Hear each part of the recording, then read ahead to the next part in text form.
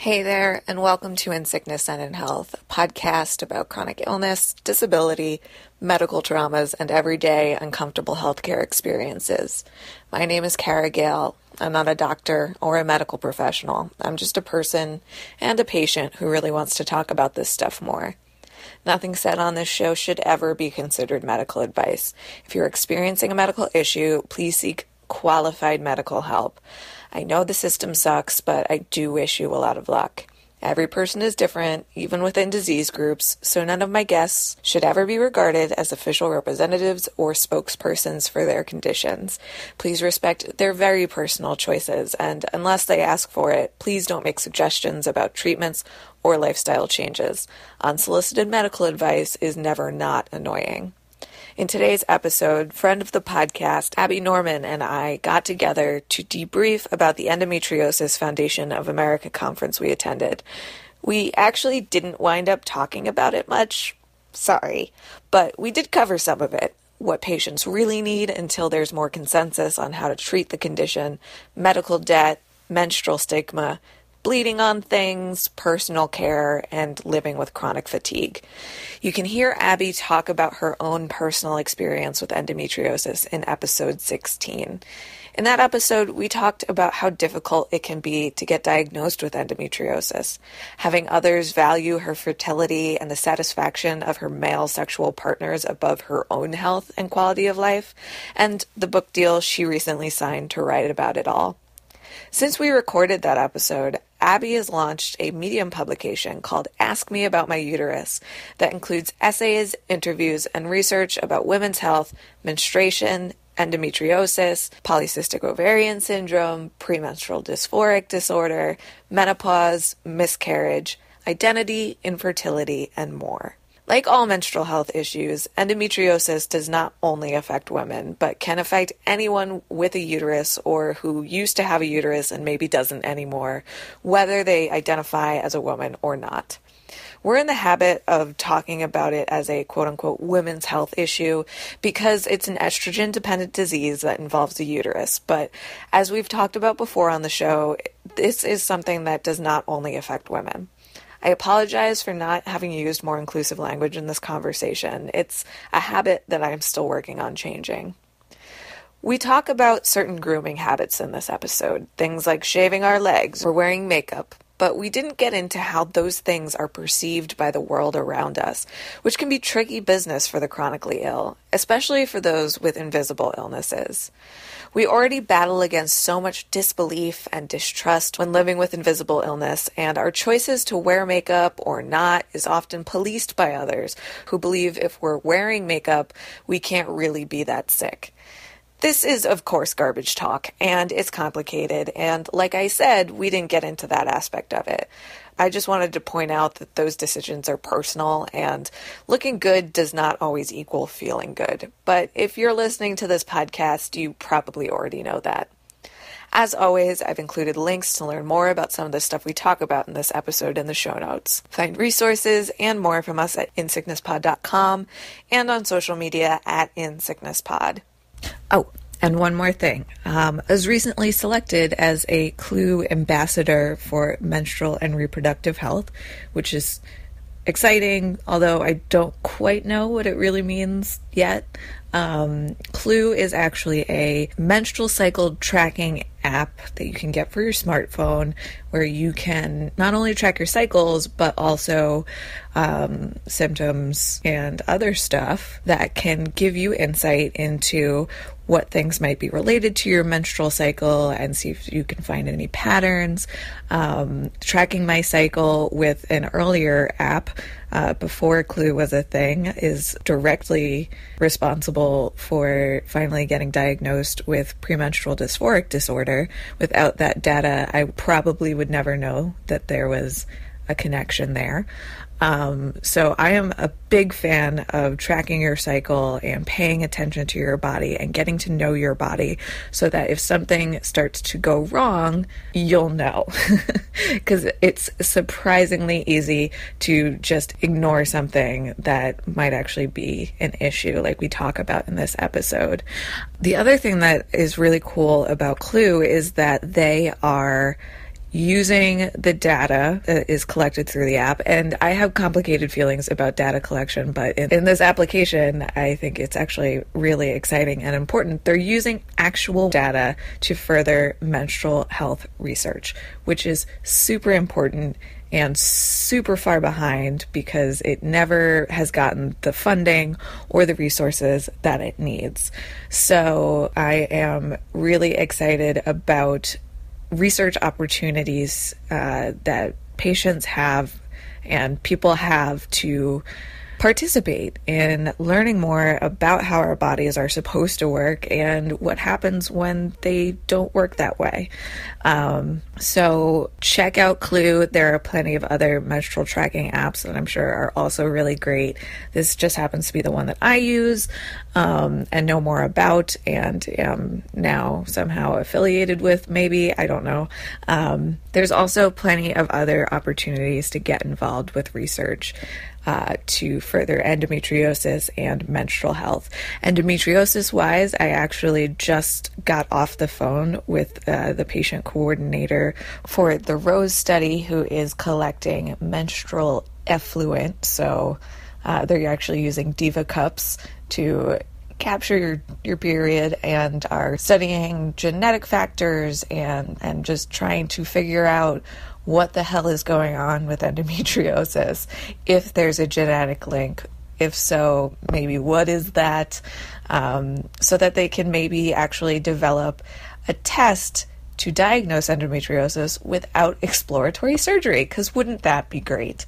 And also to see if they can develop, a medication that might help to directly treat the issue instead of just trying to mess with your hormones to make it a little bit less terrible, or surgery. So I have linked to Clue's website in the show notes.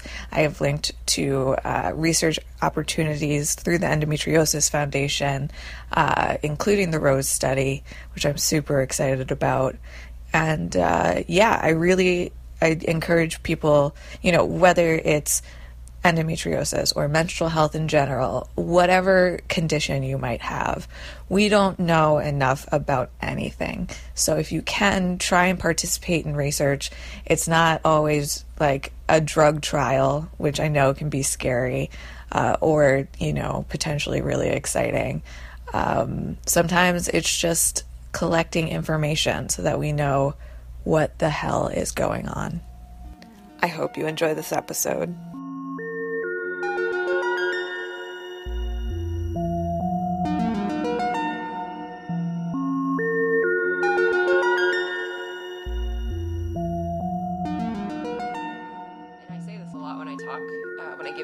About just any number of medical topics or healthcare topics, that is the number one reason that people file bankruptcy in this country. However, there have been changes made to how your credit score is calculated that don't factor in medical debt anymore.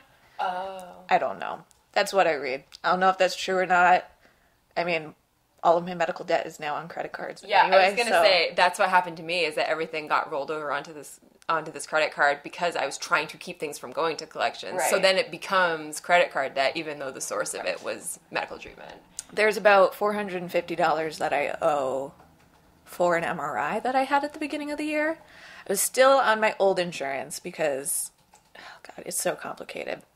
Anyway, my old insurance ended on February 15th. So the first month and a half, I totally hit my deductible, but it doesn't matter because now I'm not on that insurance. But I hit my deductible on January 3rd because I was getting a pelvic MRI simply because reasons. Maybe this will show something, maybe they'll find something on this pelvic MRI that will give me more clarity about my pelvic pain of mysterious origin without me having to get cut open. That would be cool. Which would be great. Yeah. So I had to pay $500 on the day I had the MRI. And I thought, that seems like a lot, but a reasonable amount for an MRI and for it to get read. But then I got a bill in the mail that's the difference is $450 that you owe. Right. And you're well, now what do I do? Yeah. Well, now what I'm doing is ignoring it. And they haven't sent a second one, so. So you're just like, I'm just kind of counting on the inefficiency of the American healthcare system and billing for it to just fall through the cracks. Yeah. I mean, there's a very good chance that they'll just write it off or it will disappear or whatever. Yeah, actually, when I worked in, I mean, maybe I shouldn't say this, but when I worked at a hospital, I was employed by a hospital that I had been getting treated in and was still on occasion being treated there. And at one point I went to the billing department and was like, can you how do I start approaching this debt that I owe this hospital when I'm on the payroll? And they actually had a program for employees that they could have some of it taken out of every paycheck, before whatever. And then, so I did that, but then they were were looking back at the length of time that I'd been treated there and all the things and just the multiple comorbid conditions. And they actually did write some of it off. Nice. And that was really nice. And I think that the other thing too that I wish I'd known about, and this is something that at 19 when I was uninsured and I was petrified and didn't really have any advocacy experience and didn't have anybody to advocate for me when I was in the hospital, is that a lot of places do have charity programs and they do have ways to try to offset some of that, but they don't really go about, they don't make a point of telling people. Right. So, I mean, you have to be very and it's kind of a humbling experience. I mean, on some level, I think you want to feel like you can take care of your family, you can take care of yourself, that you shouldn't have to, ask for handouts for things. But the reality is that, everything is so, in terms of cost, so, blown up to be able to have hospitals remain operational or to make it that's how they manage to write off so much, is because they they just inflate the costs knowing that some things aren't going to get paid, or that some insurance companies are going to negotiate it down to practically nothing, and so we'll just charge everyone else this super inflated cost because their insurance company might actually pay it. So and the other thing I always tell people, there's one of the best things that you can do for yourself whenever you receive a bill from a healthcare system is to get an explanation of benefits, to request one. If you aren't supplied, sometimes they just call them an EOB, but it's an explanation of benefits. If you don't get one up front, demand one, because you have the right to have one. And I have done that several times. Even when I got something that didn't necessarily seem suspiciously high, but I just wanted to make sure and saw that things were double billed, or that things were billed that services that I'd never received. And I mean, I used to work in medical records, so I know people screw up, humans screw up, and computers screw up all the time. And so many hospitals right now are moving to trying to combine electronic medical records with whatever their current technology is.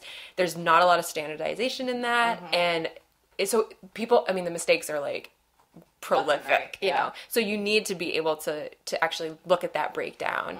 And to be able to then go back and say, I didn't have this procedure, you can't charge me for it. Or I didn't have this twice, you've billed it on the same code. Or I was in the hospital and literally never saw this doctor. Yeah, that too. Absolutely.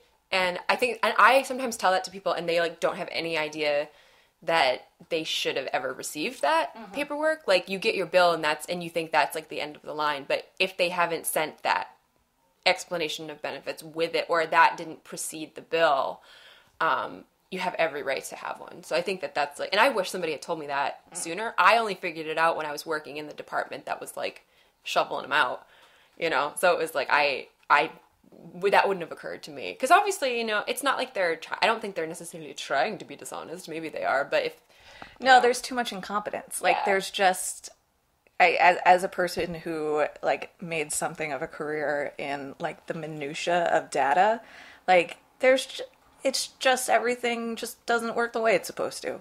That's what it comes down. I'm sure that in some cases, certain doctors or whatever are doing malicious billing practices, but the vast majority of billing errors just come down to incompetence and just shit doesn't work the way it's supposed to. Yeah, and I think a lot of hospitals, the vast majority are they're struggling under the weight of having to incorporate this technology, which is becoming, and they've been like threatening that it's going to become the requirement for like 5 years. I know, they've had plenty of time. Yeah, you know, they need to like integrate that, and then what happens, or at least I think in like some of the places where I worked, it was just a matter of, you know, people being super resistant to change. Yep. And physicians are like notorious for that because they get taught, I mean, you think about like somebody starting their medical school career and being educated, but not really becoming like an independent practitioner for like 25 years after they've been in school for like 10 years. So by the time they are integrated into a healthcare system or they've got a private practice, the world has moved on from what they were taught, but they're so resistant to incorporate new practices into what they know, and that's a huge issue for and we're just talking about billing, but this is also true of like actual medical conditions and stuff, which we know because of this whole, you know, we were at this conference and you know, sort of that's a nice segue. That is a nice segue. Thank you. You know, like to talk about just the sort of the disconnect between, and I don't even think it's like a disconnect necessarily between, well, it does exist between clinicians and patients, but even clinicians of one generation to clinicians that are being trained now. And I think the propensity of them to want to, for people who are experts in their field, to want to pass on what they've pioneered and what they've learned to the next generation of physicians, even if it's technically kind of outdated. You know, so there are some things that I'm sure, some techniques that kind of transcend time and are just so good that they work, you know, consistently, and that they're ultimately going to provide better patient outcomes. But I think there's also some, you know, there's some ego in it. Maybe there's a lot of ego in it. Shocking. So much ego. But yeah, I mean, I think we kind of saw. Now you were at Patient Day, which was the first day of this conference, and shout out for the free tote bags, which I used today. Yeah, I saw that. I was like, mine's packed up in my suitcase, but I'm definitely gonna make use of that. And this actually, I mean, all in all, I started out at Patient Day and I spoke, but then I was at the conference the next 2 days, and actually it was really fascinating to me because I went into it. I mean, obviously, as somebody who's researching a book on the topic of endometriosis to an extent, I went in with a lot of questions. I actually came out with more questions than answers, and a lot of that is because I hadn't realized, either as a patient or as a researcher, the extent that there is a lack of consensus on this illness. But I think the more I think about it, I don't think that's unique to endometriosis. It's definitely not unique to endometriosis. Yeah, I mean, I think if you think about, you know, any number of chronic conditions, chronic pain conditions, or even just like women's health in general. One of the things that was so interesting to me about this conference right from the beginning, especially on that first day, was that the vast majority of experts, of surgical experts, of sort of like academic experts were male. And I mean, I understand the idea that you can claim expertise in something that you have like zero experience with. Well, I mean, like, you know, I can see where they're coming from in terms of saying I've been using the surgical technique for 30 years. I've pioneered and perfected it. Like, that's fine. Like, you get to say you in that technique, sure, you're an expert. Are you an expert in endometriosis if you are male and have never experienced it? That doesn't make any sense to me. I was really a little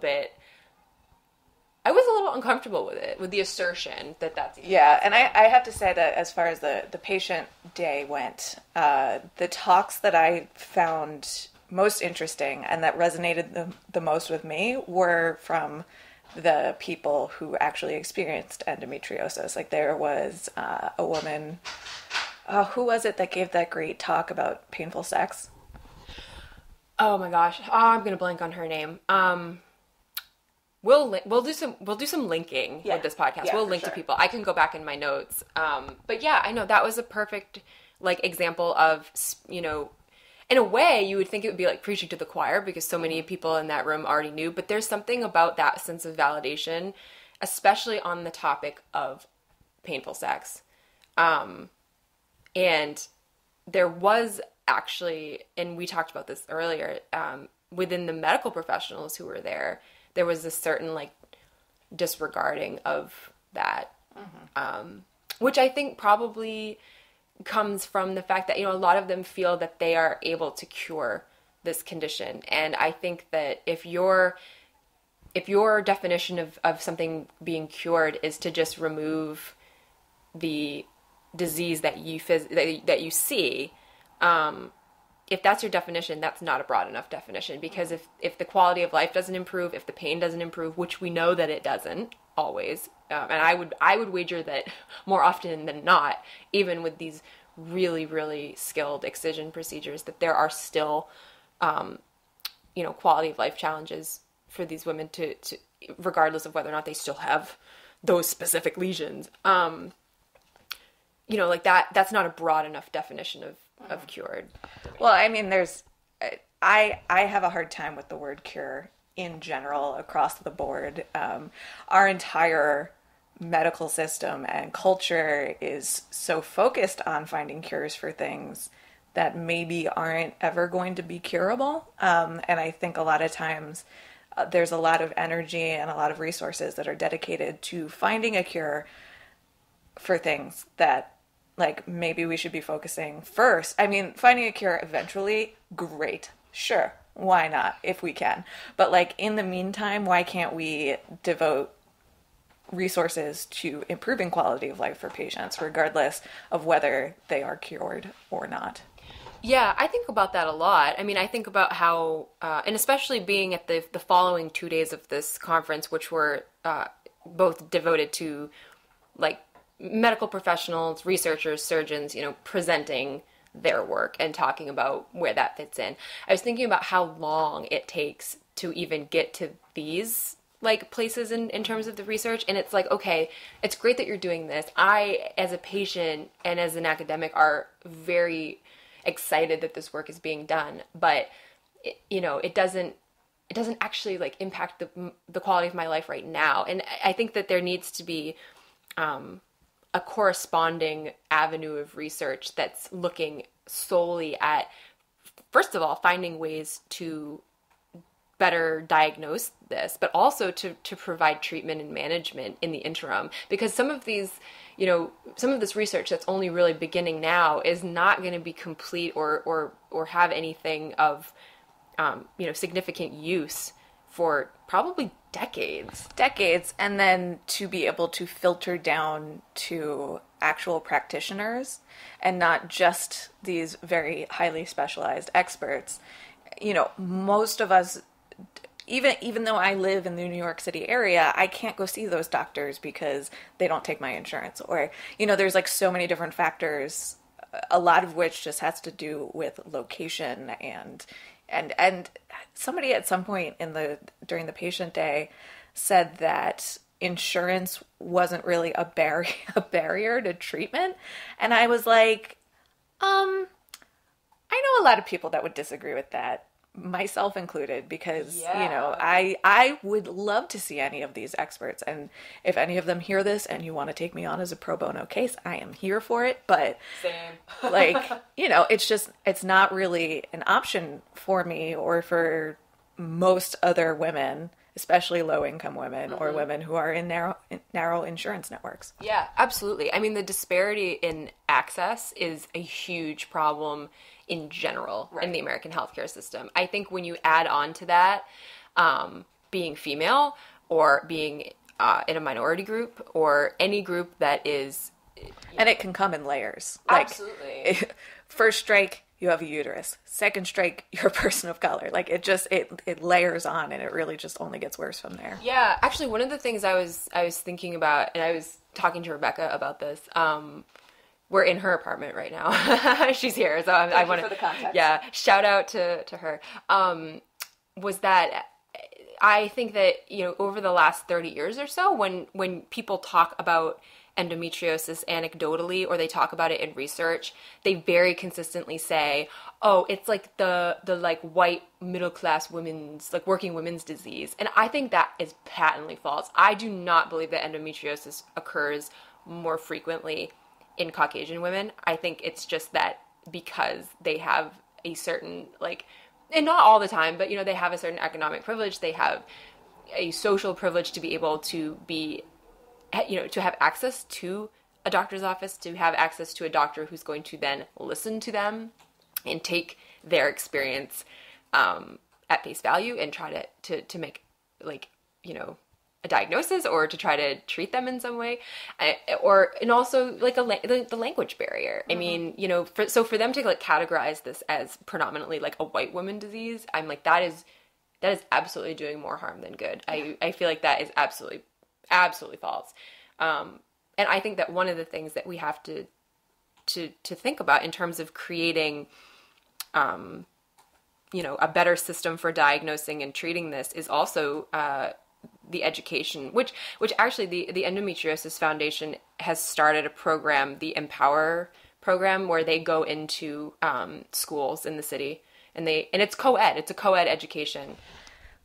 Why aren't more of these programs co-ed? I mean, yeah. like in fifth grade, we were separated out into different gender groups, and I don't know what the boys learned, but they definitely did not learn about periods or anything around that. Yeah, I have an anecdote about this in my book, where I reflect on that fifth grade segregated sexual education, where we came out to recess after that had happened. And I will never forget this because it was such a fundamental, like, formative moment for me as being female and understanding what it was going to mean for me to be female. They had been, you know, like, raucously entertained. They were running around the playground being like, you know, sex is great. Sex is going to be so great. It's great. It's great. And we, the girls, like, sitting on the grassy knoll watching them play kickball, had not been given that message at all. And it was such a stark, like, moment where we were watching them be so excited and empowered about sexuality, and they had this, like, massive information dump where they suddenly were like, oh man, sex is gonna be so cool. And, like, meanwhile, we had been told, like, oh yeah, like, your periods are gonna suck, and then when you lose your virginity, it's gonna hurt, and then you're gonna have babies, and that's gonna hurt. And, like, we were all so disenchanted.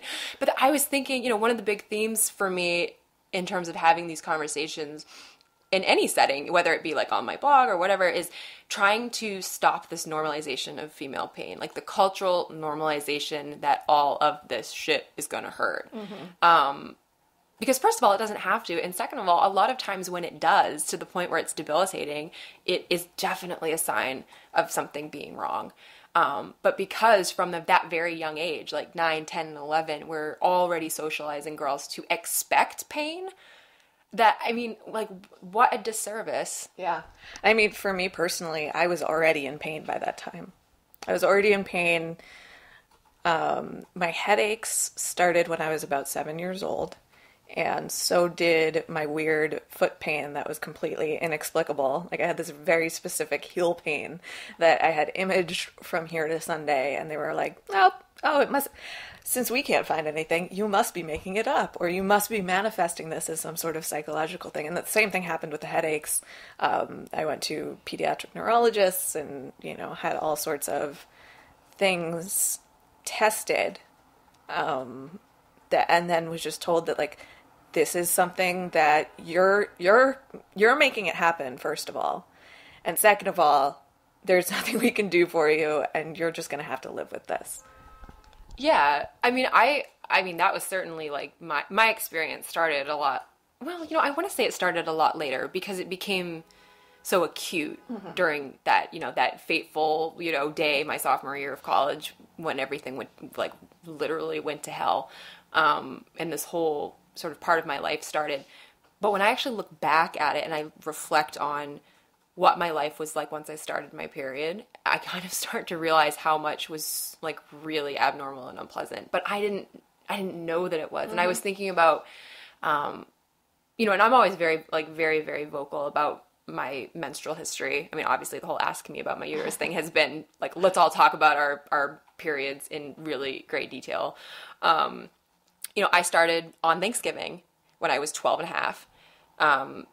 and had not really been prepared for it. But the thing that troubled me about that was that I felt so sick. It wasn't even really the blood didn't really faze me. I mean, I was always one of those kids that would run around outside and get hurt and be like, cool, look at my scab. I was so I was always very fine with quote unquote gross boy stuff, which is a whole other characterization of childhood. But so this happened to me, and really what it was for me was that the nausea and the bowel symptoms, which would often wake me up in the middle of the night. And they talk a lot about dyschezia, so painful bowel movements with your period, and that's something that people don't talk about. And I'm I would wager that more women have that and don't recognize that it could be related. Yeah. And actually, one of the talks at the patient day, I forget which one it was, but somebody said that, according to studies that they have done, teenage girls are it's easier for them to talk about substance abuse than it is for them to talk about GI symptoms associated with their period. And it's also easier for them to negotiate condom use with a partner than it is for them to talk about GI symptoms with their period, which I found really interesting because I don't know why, but I found it interesting. No, my brain just... Yeah, I mean, I know you guys, anybody who's listening can't see the look of, recognition on my face right now, but that actually really is reflective of my experience being a menstruating teenage girl, because I wanted to have those conversations. And also I was in a situation where I couldn't ask my mom. I didn't have older women in my life that I could ask. My friends really weren't into talking about it. And I feel almost maybe the reason that I'm so vocal about it now, even outside of the endometriosis, but just being so vocal about it with the young women in my life, is that I'm trying to overcompensate for all the years of being so ignorant to my own experience. But also and I'll just say it, just so that we can all have a platform to then, come out and talk about it. From day one, from the first period I ever had, basically I always know the night before I was going to start bleeding, because I would be woken up at 1:30 in the morning with just absolutely, and not even just diarrhea that's annoying and wakes you up, but painful, on the floor, painful, exhausting. And that would persist. And I would usually bleed for 7 days, and it would be just a regular part of it for me, but it was very painful. And I think a lot of women, and not just women, everybody experiences, for some reason, either you get, super constipated, or you got hemorrhoids, whatever. What it feels like to have a painful bowel movement. But I think when it's associated with period pain, because you also have pelvic pain, you might have lower back pain, you may not necessarily recognize what it is until it gets to the point where it's, a stabbing rectal pain. And I don't think people ever feel like they want to talk about that. How do you bring it up? No one wants to talk about the rectums in general. Yeah, let's just be real here. If you have that, or if you have rectal bleeding, or any sign of these things, there's some shit that's wrong. For lack of a better phrase, your butthole in general not supposed to bleed. Yeah. So these are all things that it makes me think of how perfect example. Okay, ovarian cancer symptoms. So many women they get into advanced disease because they've normalized all of the symptoms that we know of that preclude an ovarian cancer diagnosis. And it is oftentimes stuff like that. And they just chalk it up to stress. They chalk it up to, the thing too is that with especially, period discomfort or symptoms surrounding one's, hormonal changes, I feel almost all the women I've talked to, myself included, if I could go back and talk to myself at 15, the first assumption is, oh, I'm weak. There's something wrong with me because I feel this bad.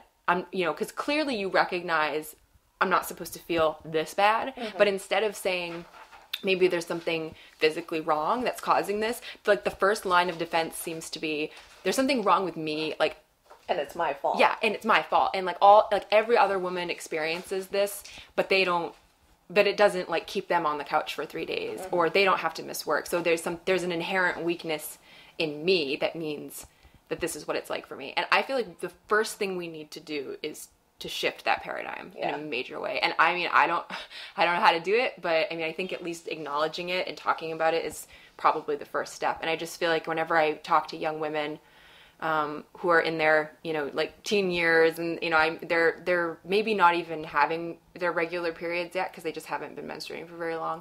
I mean, I'm very open with them, and I encourage them to pay attention and to know that it shouldn't be that, like, it shouldn't change your life and interrupt your life that much. Right. You should not be missing days and days of school. You should not be kept up all night, you know, sick with it. And actually, several things that I've read in terms of, you know, like when you think of cramps, period cramps, they're not really, I mean, we don't really know what a normal period looks like, first of all. That's the first problem here, is that medical science doesn't actually know what a normal quote-unquote period would be. But what they do know is that in general, and I'm sure this is like rather like a correlation study rather than anything else, but generally speaking, period cramps sometimes start like the day before, but they should not be severe for more than like the first, like maybe 48 hours you're bleeding. And if they persist that, it's pretty much always linked to some underlying condition. And I don't think... Oh, you mean you're not supposed to have cramps all month? Yeah, exactly. Like, and you think about how we've like normalized like period cramps, and like it has become, in so many ways, it becomes like whenever we talk about like in popular culture, if we talk about periods, it always is like the butt of a joke almost. Almost always. I mean, and I think that, you know, I wrote a piece about like what if female characters menstruated, because I would love to see, you know, strong female characters on television like Olivia Benson from SVU, you know, have to take a half day from work because her cramps are too bad. Yeah. Or like have her like, you know, whip her purse out and be like, Diva Cup ahoy. Like, I mean, I just feel like, you know, or even just like bleed on something. Yeah, which, this is another thing. I feel like that's always like this mythical, embarrassing moment. It's like a plot device for young girls. Like when I think about it, I get a little bit dizzy and like my heart races because I'm like, oh God, because it's happened so many times. Absolutely, yeah. It's so embarrassing. And it gets depicted in like literature and film as being like, you know, the ultimate like female embarrassment. But for a lot of women, it happens really consistently. Yeah. I mean, every time I have a period, I bleed in or on something that I shouldn't, you know, and it's been like that my whole life. Yeah.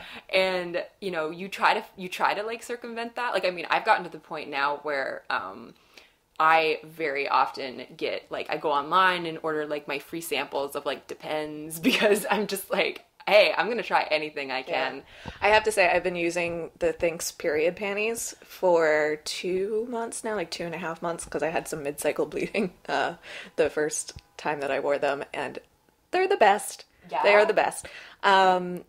You definitely bleed much more than I do, but they might be like a good backup.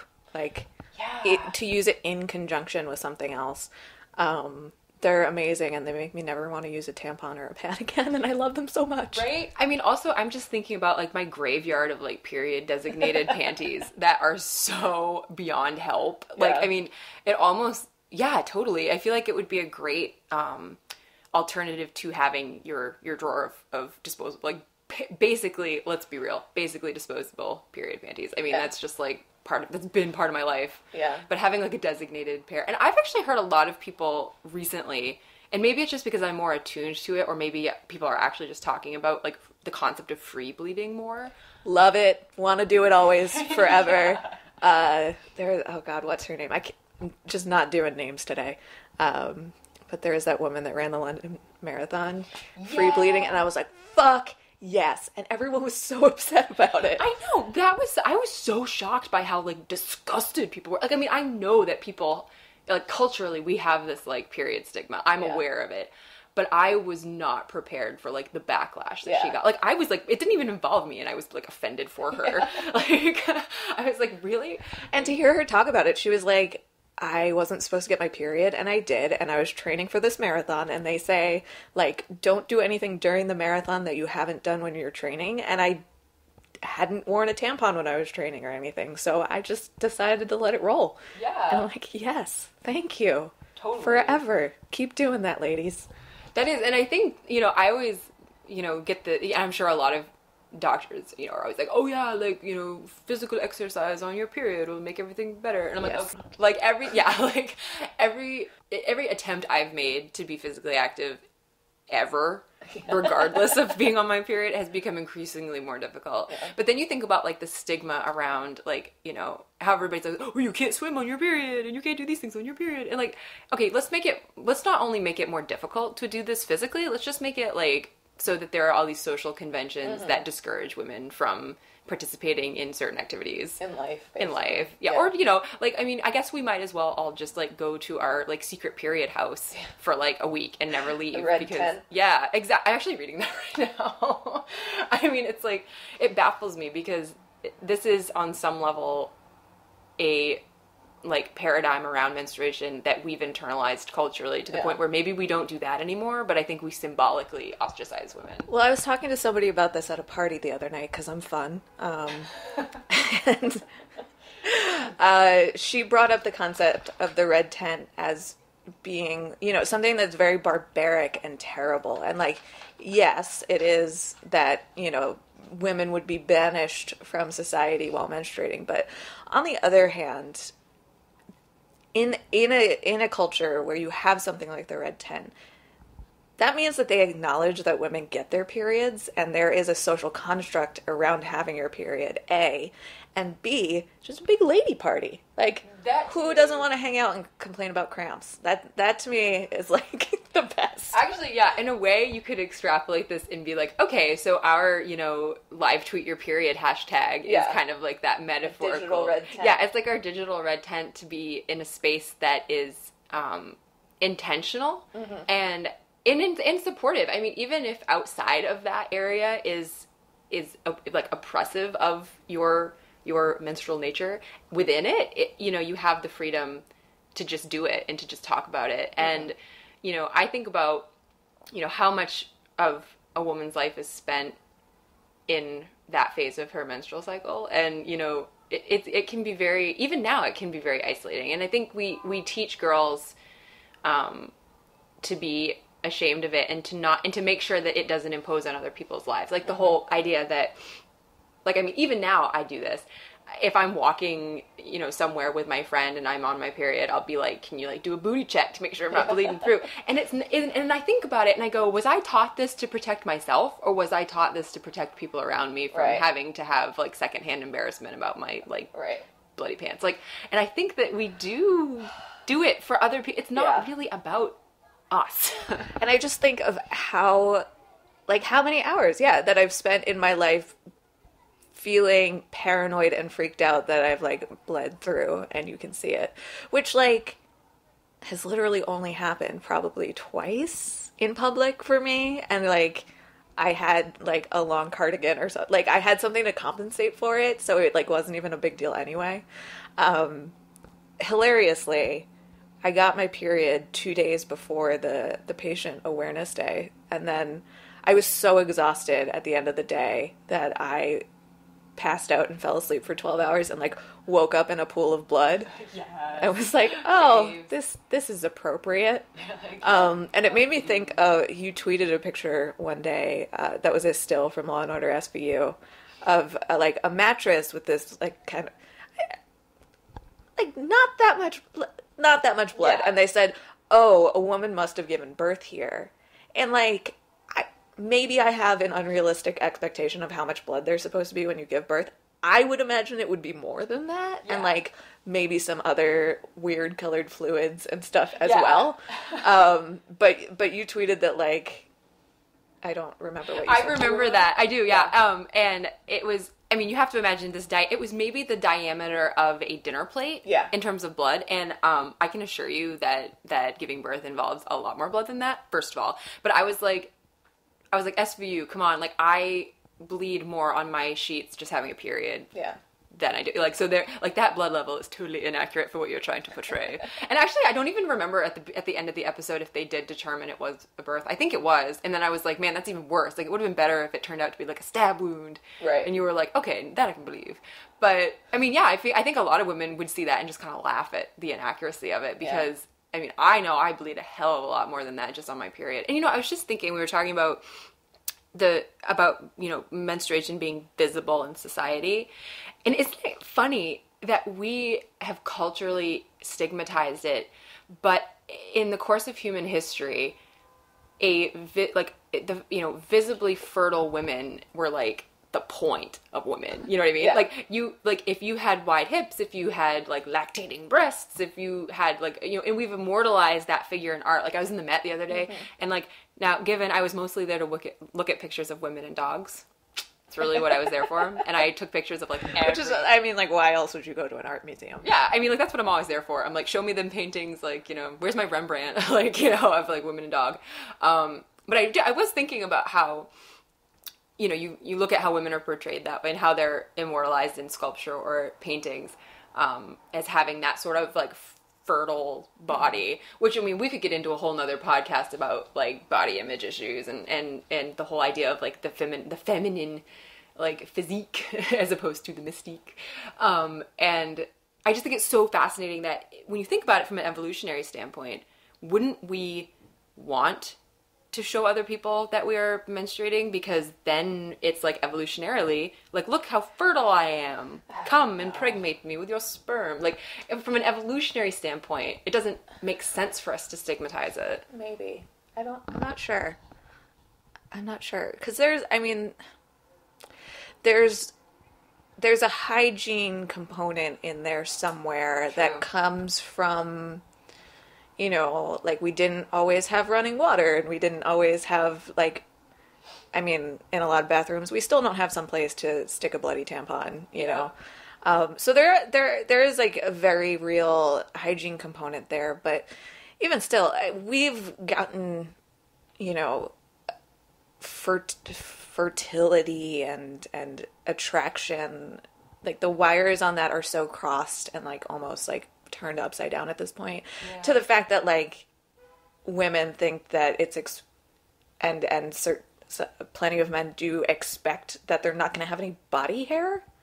Yeah, what's up with that, dude? Honestly, I mean, I have so much to say as somebody with Irish skin and Italian hair. I have so much to say about that. You're I have so many feels. I have so many feels. Too many for this podcast, but because that's another visible sign of sexual maturity. Yeah, absolutely. I mean, I've trust me, I've written plenty about the laurels of pubic hair and how valuable it is. Mm-hmm. And we just seem to forget that, or women just say, okay, yeah, deep down I know that this makes me more comfortable and that it has a purpose, but I don't want to be unattractive to a male partner who doesn't want to see it. Yeah, so there's this whole element of that comes into play. And I have, I mean, not to say that I haven't fallen into that trap in my life with partners before. Of course I have. I think we've all been there in the bathroom being I'm pretty sure I'm not supposed to be shaving this way. I'm pretty sure I'm going to get a massive staph infection from doing this. That is actually the reason that I stopped shaving, because I have extremely sensitive skin. I have curly hair that grows back into itself. So I get ingrown hairs constantly if I shave. Yeah. And my body cannot handle constant infections. That puts me at a risk of serious health problems and aggravating existing health problems. And God, if I can just give a PSA to anybody with pubic hair who thinks that they need to keep it totally manicured to the point of prepubescent baldness,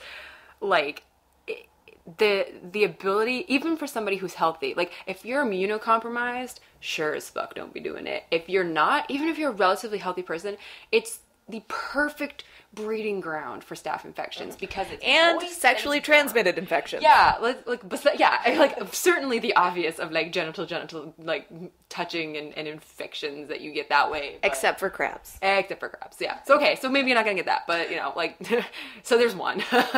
But the whole that it's a warm, moist environment that is perfect to open it. And if you're not removing that hair in a way that is completely done right the 100% of the time and not too fast, and you're not giving yourself all these open cuts, like, hell yeah, you're gonna get infections, and it's gonna be miserable. It's a real bad place for an infection. Yep. It's a real bad place for an itch, all right? Let alone, like, anything else. Like, so true, so true. Oh, fuck, what was I gonna say? I know, right? You're like, I don't know. I know, where would we go? How did we end up on pubes? Like, I love this. I love that we were just having this conversation and we got here. We arrived here. We did arrive. I feel like I always arrive at this point. Yeah.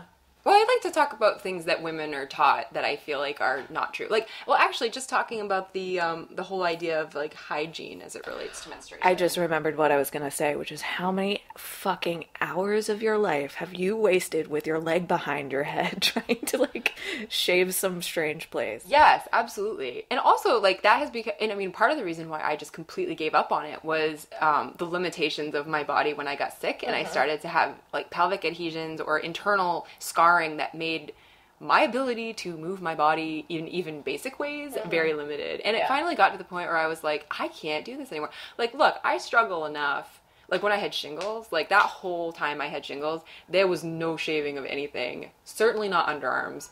And that was purely just because of the excruciating pain involved in raising my arm. And I think that, like, there, especially for people with, like, chronic fatigue or chronic pain, this is a whole other element of self-care. So not even just talking about the cultural stigma of those things that we associate with hygiene, but also, like, what happens when you get to the point where you actually can't do these things. And you don't have the money or the time to go have somebody else, like, do it for you. Like, you're not going to go get it waxed. Right. You know, you're just like, this is not something that's a priority. Or like me, when you try and wax something, it literally peels your skin off. Yeah, which is, okay, here we go. Another way to get staff. Like, I mean, yes, let's all collectively get staff. Like, you know, I think that it does become, like, you know, I'm just, like, for me, it's always a decision maker. Like, it's no longer, like, I almost don't feel like I have like the privilege to care about my appearance the way that I used to. Absolutely. Yeah. And that's a chronic illness thing. I mean, I definitely, for my own self, I do try to put makeup on. I do before I'm going to leave the house. Like, and actually part of that is it's definitely for me. The way that I dress, it's definitely for me.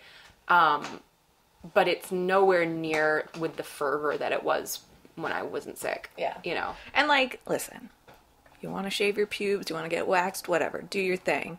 But do it for you. Like, do it because you want it. Don't do it because some fuckboy is telling you that he won't have sex with you. Because guess what? Big red flag, you don't need him anyway. Yeah, absolutely. Like, these are all things that should be about, like, your self-care. And actually, you know, if you find, like, I actually, for a while, used to really look forward to shaving my legs in the shower because it was, like, a very zen thing for me.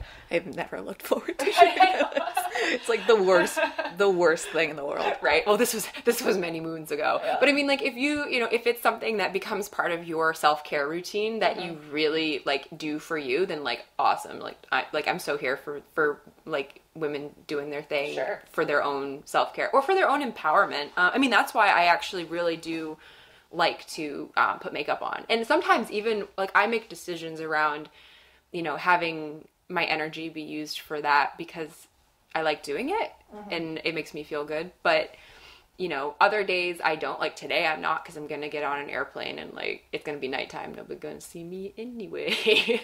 But, like, you know, I want my energy for other things. But I think a lot of times, you know, you have to make those decisions every moment of every day. You know, it's a constant, like, where do I have my finite energy and where do I want to put it? Or I have my finite, like, ability to be vertical. Yeah. What do I want to do with it? And that's something that most people can't even imagine, that energy management, like, most people don't even think about energy management, but that it could play such a huge role in your day. I probably spend more energy managing my energy than anything else. Yes. And it's not, I'm not misallocating my energy in that way. If I don't do that, I'm just fucking myself. Absolutely. I mean, actually, it's so funny that you say that because that's exactly the sentiment that I've been like spending time, like, writing this to try to work it out in my head. And that really is it. Because they talk a lot about managing your pain and managing your symptoms. But this idea of energy management for people with chronic illnesses is so important. And I feel like that needs to be its own like field of study. Like people need to look into that. Well, because we have no real solutions for it. It's like, okay, first try having better sleep hygiene. Second, maybe take some stimulants. Third, we're out of options. And, you know, I like every time somebody is going to do like a talk on fatigue or something, I'm like, ooh, maybe there will be some new insight that they'll have, and they never do. Yeah. And also we're still very much in a, not even just a medical culture, but a broader like social culture that is not really 100% sure if they believe that things like chronic fatigue or fibromyalgia exist, or that they could potentially exist independently from something else. I mean, I hear a lot of people say, oh, well, those aren't really conditions or diseases in and of themselves. They're just like manifestations of something else. And I'm like, I just, you know, I don't feel that way. I mean, I've met so many people who really have had such an intense quality of life change. And sometimes, sometimes it's been tipped off by, say they have Lyme, or they get, or even like, post-infectious chronic fatigue is definitely a thing where something happens with your immune system and you're fucked forever now. Yeah. And I feel like, you know, sometimes I wonder if stuff like that, if we just change the name, if it would legitimize it for people. Like, honestly, I don't know. I don't think so. I mean, I follow the saga of chronic fatigue syndrome / myalgic encephalomyelitis pretty closely, because I feel that like if they studied that better and got better insights into that, it might help us better understand chronic fatigue in other settings. But that's not going so well. There was this big study published, I think it was last year, called the PACE trial, where they studied graded exercise therapy and cognitive behavioral therapy in ME patients, and concluded that those were effective treatments for chronic fatigue syndrome / myalgic encephalomyelitis. However, patient advocates and a lot of experts are really pushing for the people who conducted the study to publish their actual data, because it seems that it was collected in a questionable manner, and that the conclusions that were drawn are rather questionable, because a lot of ME patients find that, and I find this as well, that, you know, if I exert myself too much, I can have a permanent setback from that. I've tried graded exercise therapy. I've tried cognitive behavioral therapy. Those might help manage some of the social fallout or, you know, the emotional aspect of this, but it does not address the condition itself. And, you know, acting like therapy and exercise is going to fix something as serious as ME, which some people die from. Yeah. Like, Christ, yeah. That's bananas. That's definitely, there's some fuckery there. Yeah. I mean, and I was thinking too about this whole idea that, like, I mean, I think a lot about how, I mean, because prior to when all of these conditions came into my life, I was a dancer. So I was physically fit. I was active. I was muscular and healthy. I mean, I had pretty decent cardiovascular health, and, you know, I think I was probably the best level of fitness I'd been in my life. And I had not necessarily ever had issues with like exercise intolerance per se. But after I got sick, it wasn't just a matter, like a lot of people would say to me, oh, you're just out of shape. You haven't done the, you've been sick for a year. It was so different from that though. Cause I knew what it felt like to be out of shape, because, you'd go through a period where you'd be on like a vacation or something, or you wouldn't be dancing as often. And you knew what it felt like to be quote unquote out of shape. And what I experience now in terms of exercise intolerance or physical activity intolerance it feels so different from that. And I think that is one of the problems, is that whole concept of a symptom being intolerance to these varying levels of physical activity, or trying to build up your, strength resistance or whatever.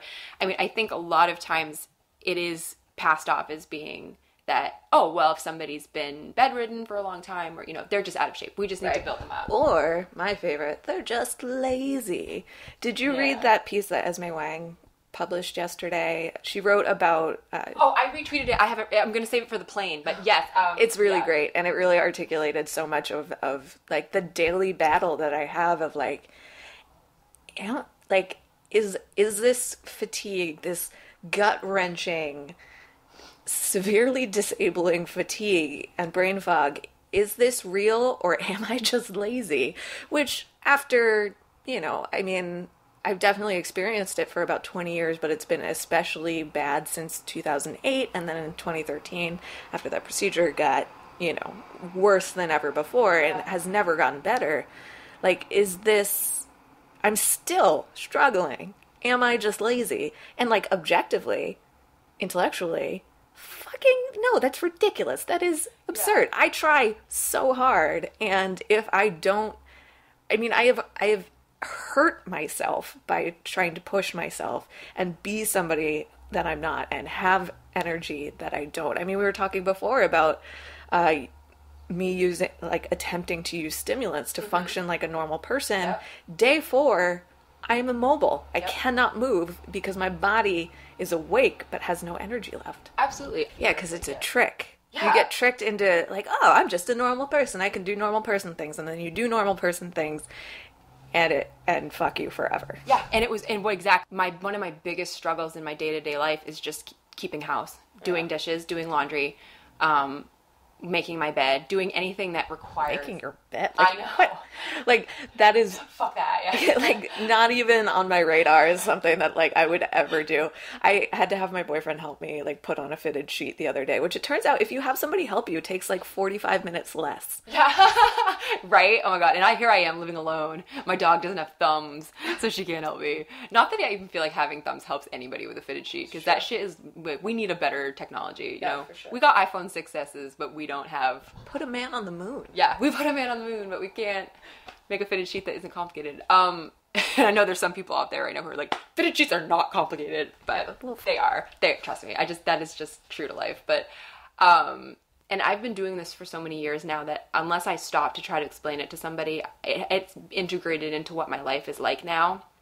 But I did, when I first got sick, have to be very, methodical in my thinking, and I gave a lot of energy to thinking through the steps I would take and be like, all right, I'm going upstairs, or I'm going to drive now, and hopefully I'm not going to twitch, have these like myclonic jerks where I'm like, driving off the road. Like, I'm very, very always hyper aware of my body, and now it's become just something I've kind of incorporated into my life, and it makes me think like, I'm absolutely terrified to even bring it up to my doctor because A, I don't want to be judged for it, and B, I don't want her to assume that I'm trying to use it for intellectual reasons. Like, and I feel like that, because a lot of people do. A lot of people use it for that.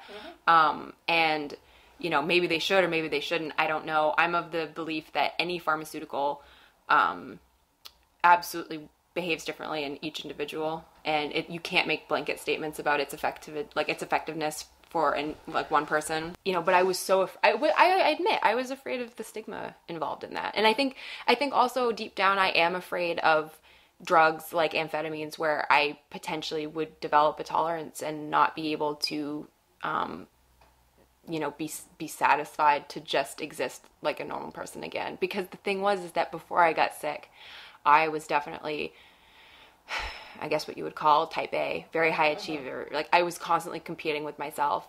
And so getting sick was, first of all, grieving the loss of just my normal level of functioning, but also the grief of realizing that I would never accomplish or have the life I wanted just due to physical limitations. It would just be so depressing to realize that I would basically be killing myself trying to do it, because I'd need it forever. It'd be impossible to not have it, because the minute that I didn't have it, my body would be so worn out and exhausted and in pain, because I would just be abusing it to try to have a normal life. There's got to be a better solution. I just don't know what it is. No, I don't think we found it yet. I'm really glad we got to chat about this. It's been really great, and I think that, these are conversations that definitely don't stop here. They deserve to continue on, and, hopefully people will join in on all of our period talk. Hell yeah. I love this. I love talking about periods. Any excuse, I'll use it. Okay, cool. Thanks for listening to In Sickness and in Health. Find resources and more from us at insicknesspod.com and on social media at insicknesspod. Check out Ask Me About My Uterus on Medium, and if you haven't, take a listen to Abby's first episode of the podcast, episode 16. And don't forget to be excellent to yourselves and each other.